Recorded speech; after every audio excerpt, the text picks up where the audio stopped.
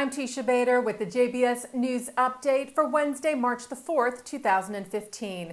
Israeli Prime Minister Benjamin Netanyahu arrived back in Israel today after delivering his address to a joint session of Congress yesterday, warning the U.S. that the deal now being negotiated with Iran is a very bad one and that the alternative was a better deal. Responding to the speech yesterday, U.S. President Barack Obama agreed thoroughly with Netanyahu regarding the unbreakable bond between the U.S. and Israel, and also agreed that Iran has been a dangerous regime and has repeatedly threatened Israel. But the president also said that Netanyahu offered nothing new in his address, nor any practical options to the current deal being worked on with Iran. We don't yet have a deal. It may be that Iran cannot say yes to a good deal. I have repeatedly said that I would rather have no deal than a bad deal. But if we're successful negotiating, then in fact this will be the best deal possible to prevent Iran from obtaining a nuclear weapon. The Prime Minister didn't offer any viable alternatives.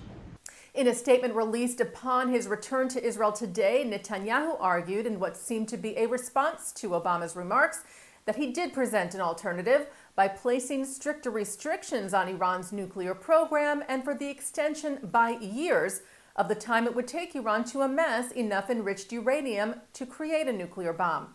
Netanyahu said, "I also called on the P5+1 to insist on a deal that would link the lifting of those restrictions to Iran's ceasing its sponsorship of terrorism around the world, its aggression against its neighbors, and its calls for Israel's destruction." And Jewish organizations here in the U.S. weighed in on Netanyahu's speech before Congress yesterday. The American Jewish Committee praised Netanyahu's call to achieve the best possible deal to prevent a nuclear Iran. AJC Executive Director David Harris said no doubt the question of Prime Minister Netanyahu's visit to Washington could have been handled more artfully by all sides. But that's water under the bridge, or at least it should be. Harris added that the focus now should be on the prospect of what Netanyahu called a dangerous deal over Iran's nuclear program.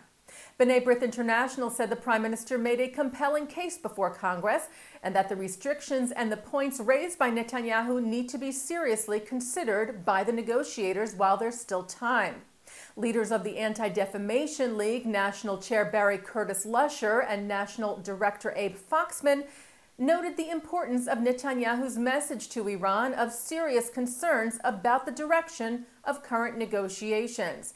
They said, "We hope the speech and continued bilateral conversations and consultations will help bolster efforts to ensure that any deal reached fundamentally eliminates the danger posed by Iran to the region and to international security."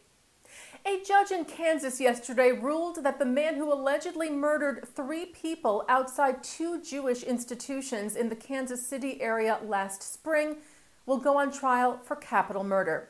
Johnson County District Court Judge Thomas Kelly Ryan ruled that there was enough evidence to charge Frazier Glenn Miller for the shooting deaths of William Corcoran and his 14-year-old grandson Reed Underwood outside the Jewish Community Center of Greater Kansas City in Overland Park, Kansas, and of 53-year-old Terry Lamano in the parking lot at Village Shalom, a nearby Jewish assisted living facility, on the 13th of April of last year. Miller, who is a former Grand Dragon of the Ku Klux Klan, told the Kansas City Star that he had begun planning the attacks when he became sick with emphysema, thinking he would soon die. He said he wanted to make sure he killed some Jews before that happened. None of his victims were Jewish. Miller is set to be arraigned on March the 27th. State prosecutors have said that they will seek the death penalty.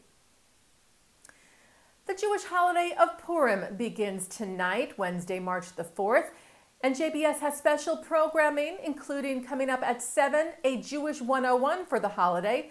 And later at 9, Jewish comedian Jackie Mason is on L'chaim together with Mark Golub. And then at 10 o'clock, stand-up comedian Benji Lovitt takes a humorous look at Israeli society. And that's the JBS News Update for Wednesday, March the 4th, 2015. I'm Teisha Bader. Chag Sameach.